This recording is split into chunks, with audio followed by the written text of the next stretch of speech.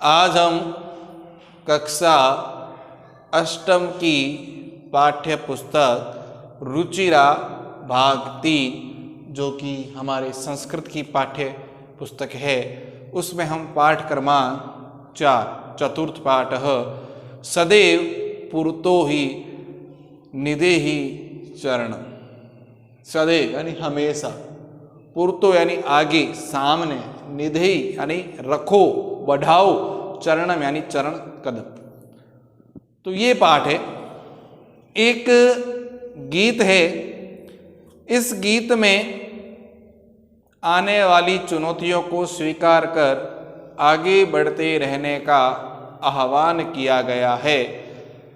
बहुत ही सुंदर गीत है, बहुत अच्छी तरह से आप इसको गा सकते हैं, गायन कर सकते हैं। हिंदी में भी इसके सेमोरेटिक गीत मिलेगा। गीत है वह हमेशा कदम बढ़ाते रहो, हमेशा आगे बढ़ते रहो। इस तरह का हिंदी में भी गीत है। यदि आप हिंदी की गीत को अच्छे से जान पाएँ तो मुझे पूरी उम्मीद है कि ये गीत भी आपको अच्छे से समझ में आ जाएगा। और ध्यान रखें, पाठ में ध्यान रखें, सभी पेंसिल और पेन अवश्य रखें। जिन शब्दों के अर्थ, संधि विच्छेद वगैरह बताए जाए तो उससे आप अच्छे से नोट करें, ताकि आपको हिंदी अनुवाद करने में और व्याकरण के प्रश्न करने में कोई समस्या ना हो। मैं जहाँ तक यह मानता हूँ कि बीती कुछ कक्षाओं में मैंने शब्द रूप लकार करवाए हैं, तो उम्मीद है आप लोगों ने उसमें ध्यान रखा होगा। तो यहाँ जरूरत पड़े तो आप खुद पहचान सकते हैं कौन सा लकार है, कौन सा शब्द रूप है, कौन सी विभक्ति है। तो ये विशेष रूप से ध्यान दें। तो मैं पाठ प्रारंभ कर रहा हूँ, आपके स्क्रीन के सामने नज़र भी आ रहा होगा। पहले मैं शुरू कर रहा हूँ प्रस्तावना सी भूमिका से, जो प्रारंभ में लिखी हुई कोष्टक में पाठ के बारे में।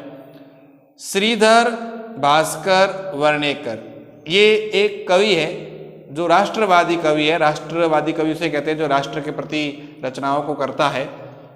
तो ये राष्ट्रवादी कवि है जिनका नाम है श्रीधर भास्कर वर्णेकर। इनके द्वारा लिखा गया एक गीत है जो आपके इस पुस्तक में आया है।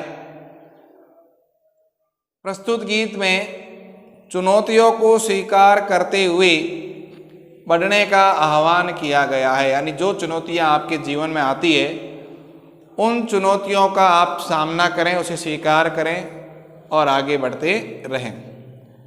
इसके प्रणेता राष्ट्रवादी कवि है। इसके जो रचयिता है, बनाने वाले हैं, वो एक राष्ट्रवादी कवि है, यानी राष्ट्र पे समर्पित होने वाले कवि है।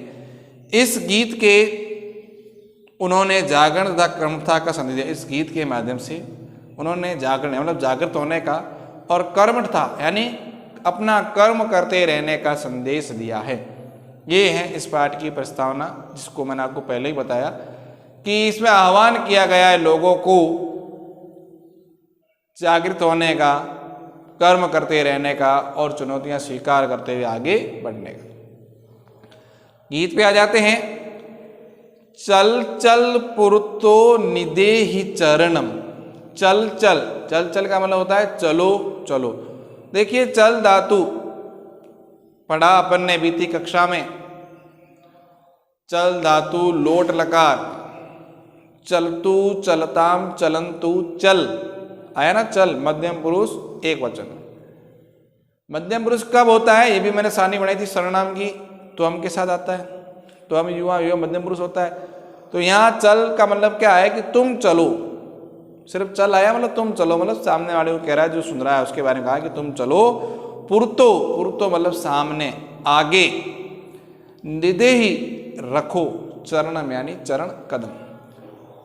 तो वह संदेश दे रहा है गीत के माध्यम से कि तुम हमेशा आगे ही कदम बढ़ाओ।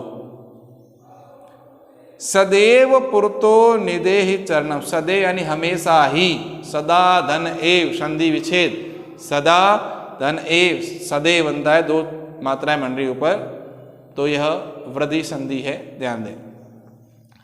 सदैव यानी सदा ही, पुरतो आगे, निदेहि रखो, चरणम यानी कदम, हमेशा ही आगे कदम रखो।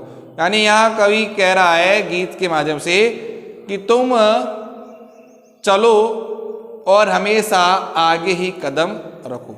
कहाँ कदम रखना है? हमेशा आगे की ओर। गिरी शिखरे गिरी यानी पर्वत, शिखरे यानी चोटी पर। पर्वत की चोटी पर यानी जो पर्वत है उसके ऊपर चोटी पर, ननु यानी निश्चित ही, एक अव्यय शब्द है ध्यान रखें, ननु का अर्थ है निश्चित ही। निज निकेतनम, निज निकेतन यानी अपना, निज यानी अपना, निकेतनम यानी घर। तो यहां कवि कह रहा है कि जो अपना घर है वह निश्चित रूप से पर्वत की चोटी पर है, यानी पर्वत की चोटी या जितनी ऊंचाई पर है आप मानो कि आपका घर वहां है। वनेव संधि विच्छेद है, विना धन एव, विना यानी बिना, एव यानी ही, है ना, एव यानी ही, विना यानी बिना, वही वृद्धि संधि है, दो मात्राएं बन रही है इसलिए वृद्धि संधि है।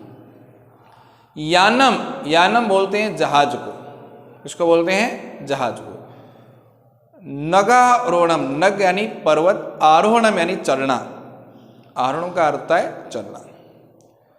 बलम यानी शक्ति, स्वकीयम यानी अपनी, भवती यानी होती है, साधनम यानी साधन, सिद्ध करने का एक जो मार्ग है वह साधन कहलाता है। तो वही इसने कहा है कि साधन है क्या, अपना बल। तो यहां कवि क्या कह रहा है, कवि कहता है कि निश्चित रूप से हमारा घर पर्वत की चोटियों पर है, बिना जहाज की, विनाय व्यान यानी बिना जहाज के, नगारोहण यानी इस पर्वत पर चढ़ना है, यानी कठिनाई का कार्य है, उस कठिनाई के कार्य को आपको करना है। बलम स्वकीय भवती साधना, और कैसे करोगे, तो आपकी अपनी शक्ति आपका साधन है, यानी उस पर्वत पर चढ़ने के लिए आपको अपनी खुद की शक्ति लगानी है, अपना बल का प्रयोग करना है, वह बल ही आपको उस पर्वत पर चढ़ाएगा, तो वह आपका क्या है, साधन है। तो वही कवि कह रहा है सदैव पुरतो निधि चरणम, इसलिए हमेशा ही आगे कदम बढ़ाओ। उसने रास्ता बताया है, यानी ये बताया है कि आपको जहाँ पहुँचना है वो पर्वत के समान कठोर है, ऊपर है, चढ़ाई बड़ी कठिन चढ़ाई है ना, उसको पहुँचना है। तो पहुँचने के लिए कोई ऐसा सहारा नहीं लेना है, जहाज वैसे चले जाता है तुरंत वहाँ और आपको छोड़ दे, ऐसा नहीं, आपको अपना खुद का जो बल है, शक्ति है, उसका प्रयोग करना है और उस कठिनाई का सामना करते हुए पर्वत की चोटी पर अपने घर पर पहुंचना है। ऐसा वो कभी आपको समझा रहा है। ये वास्तविकता नहीं है कि आपका मकान ऊपर है और आपको चढ़ना है, नहीं, ये कह रहा है कि आपका जो लक्ष्य है वो इतना दूर है, जैसे पर्वत पे मकान हो उतना कठिन लक्ष्य है, उस लक्ष्य को प्राप्त करना है। आपको क्या प्राप्त करना है, उस लक्ष्य को प्राप्त करना है। कैसे प्राप्त करना है, अपनी शक्ति से, अपने बल के माध्यम से, किसी की सहायता से नहीं, ठीक है ना। तो ये वो कहना चाह रहा है, इसलिए कहता है हमेशा आगे ही कदम रखो। पथी यानी रास्ते में, पाषाणा यानी पत्थर, विषमा यानी असमान, अलग अलग प्रकार के, प्रखरा यानी तीक्ष्ण तीखे, हिंसा पशव, हिंसरा, हिंसरा का मतलब हो गया हिंसक, जो खाते हैं, मांसाहारी पशु होते हैं, मारते हैं लोगों को, वो पशु। परितो यानी चारों ओर, घोरा यानी भयंकर, भयानक। दुष्कर्म सुदुष्कर्म यानी अच्छी तरीके से नहीं। खलु यानी निश्चित रूप से, यद्यप यानी यदि, गमनम यानी यात्रा। सुने क्या कह रहा है वो, कि निश्चित रूप से यह यात्रा है वह कैसी है, कठिन है, दुष्कर यानी उसे बड़ी मुश्किल से पार कर सकते हैं, बड़ी कठिनाई भरी है, आसान नहीं। रास्ते में विषम प्रकार यानी अलग अलग प्रकार के तीक्ष्ण पत्थर हैं और चारों ओर भयानक हिंसक पशु है। हाय समझे बात, उसने क्या कहा, रास्ते में विषम और तीक्ष्ण तीखे पत्थर है, चारों ओर भयानक हिंसक पशु है, और जो हमारी यात्रा है वह निश्चित रूप से दुष्कर है, मतलब आसान नहीं है। सदैव पुरतुर, फिर भी मनुष्य तुझे आगे कदम बढ़ाना, ऐसी परिस्थितियां देखकर, ऐसी कठिनाई देखकर वापस पीछे नहीं भागना है, आगे कदम बढ़ाना, उस मुसीबतों का सामना करना है और अपनी सफलता को प्राप्त करना है, ऐसा कवि कह रहा है। जही ही भीतिम भज भज शक्तिम, जही ही यानी छोड़ो, जही का अर्थ होता है छोड़ो, भीतिम यानी डर, भय, भय को त्यागो, छोड़ो, भज भज यानी जप करो, शक्ति यानी शक्ति का, बल का, साहस का। विदेही राष्ट्रे तथा अनुरिक्तम, विधेय यानी करो, राष्ट्र यानी राष्ट्र पर, अनुरुक्ति में यानी प्रेम, यानी राष्ट्र से स्नेह करो, राष्ट्र पर प्रेम करो। कुरु कुरु सतत ध्येय स्मरणम, कुरु कुरु करो, सतत यानी हमेशा, लगातार, ध्येय स्मरणम हमारे लक्ष्य का स्मरण, ध्येय यानी हमारा जो लक्ष्य है उसको याद रखो। तो कवि क्या कह रहा है कि रास्ते में बड़ी कठिनाइयां हैं, उन कठिनाइयों का वर्णन उसने किया है, उसके साथ आपको आगे ही बढ़ना है। और आगे कैसे बढ़ना है कि यदि आपके मन में भय, उस भय को दूर करो और साहस का जप करो कि आप हिम्मती हो, ताकतवर हो, शक्तिशाली हो, ऐसे जप करो, उसको मानो और आगे बढ़ो। हमेशा अपने राष्ट्र पर स्नेह करो, यानी यदि राष्ट्र पे कोई भी मुसीबत आती है, कठिनाई आती है, तो उसका सामना करने के तैयार हो, कभी राष्ट्र को छोड़ के मत जाओ। तो राष्ट्र से हमेशा क्या करो, स्नेह करो। और हमेशा ही हमारे लक्ष्य को, निर्धारित को, लक्ष्य क्या है, पहाड़ के ऊपर हमारा मकान है, वहां जाना, यानी कठिन कार्य है, इस मुसीबतों का सामना करके हमें अपने लक्ष्य तक पहुंचना है। और लक्ष्य को हमेशा याद रखो, तो ये मुसीबतें आदि अपने आप ही आपको छोटी लगने लगेगी और आप उसका डटकर सामना करके उस सफलता को प्राप्त कर सकते हो। इसलिए कवि कह रहा है कि हमेशा ही मनुष्य को आगे कदम बढ़ाना है, पीछे नहीं जाना।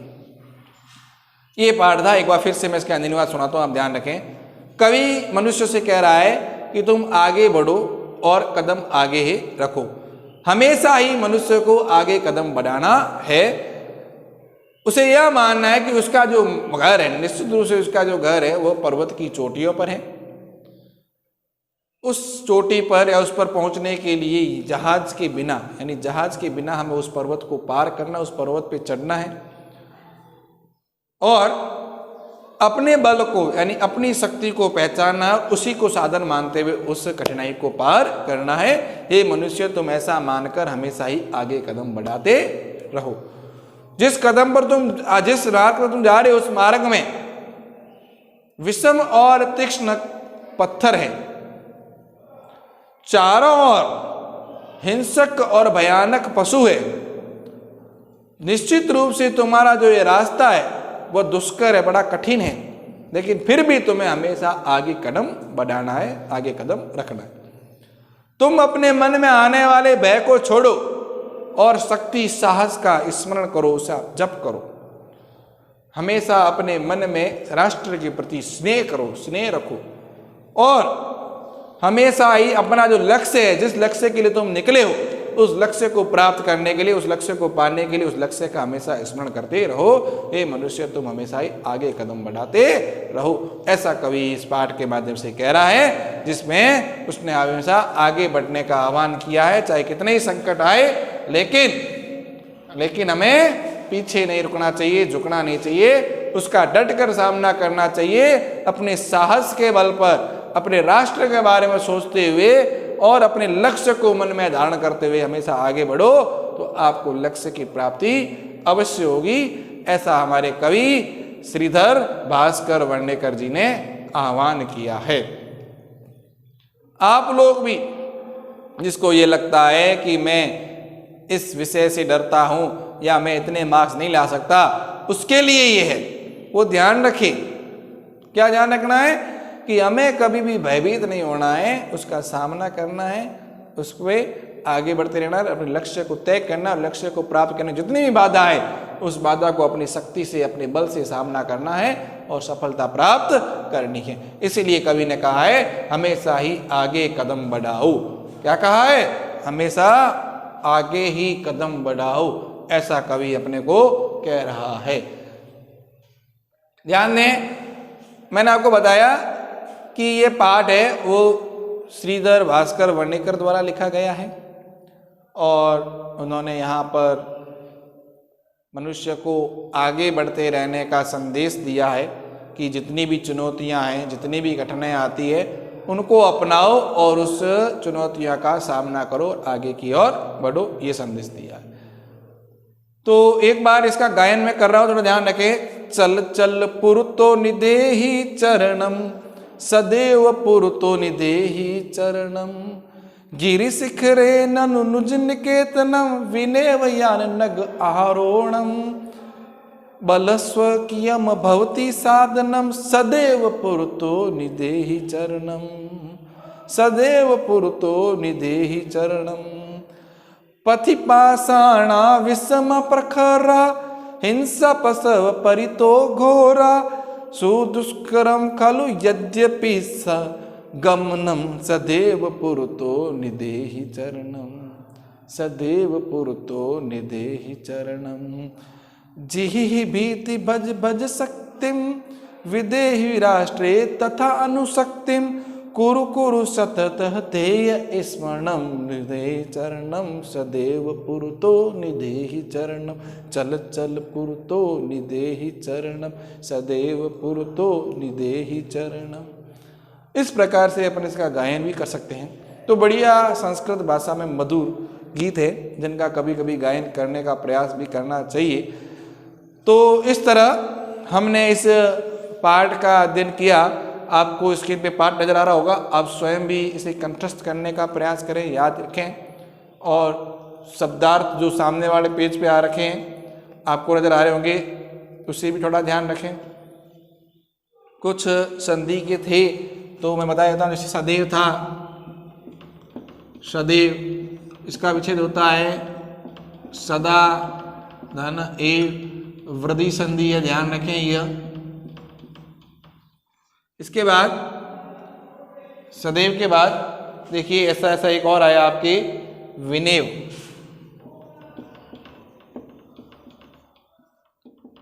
इसमें भी यही होता है विना धन एव और वृद्धि संधि।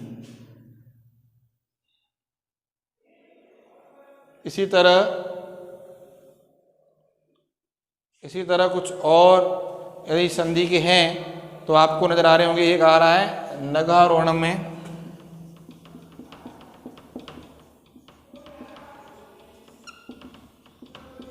नग धन आरोहणम। अब इसमें देखो अ और आ मिलके आ हो रहा है, ये दीर्घ संधि है, ध्यान रखें। स्वर संधि के भेद है ये, इसको आपको थोड़ा ध्यान रखना है।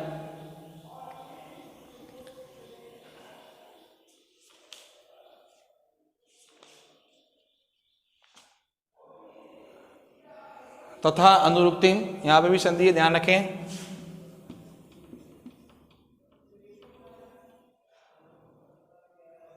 तथा अनुरक्तिम,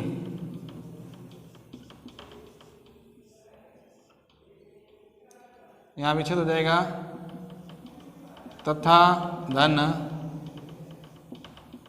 अनुरक्तिम। इसको आप पूर्व रूप कह दो, ठीक है ना, ध्यान रखिए।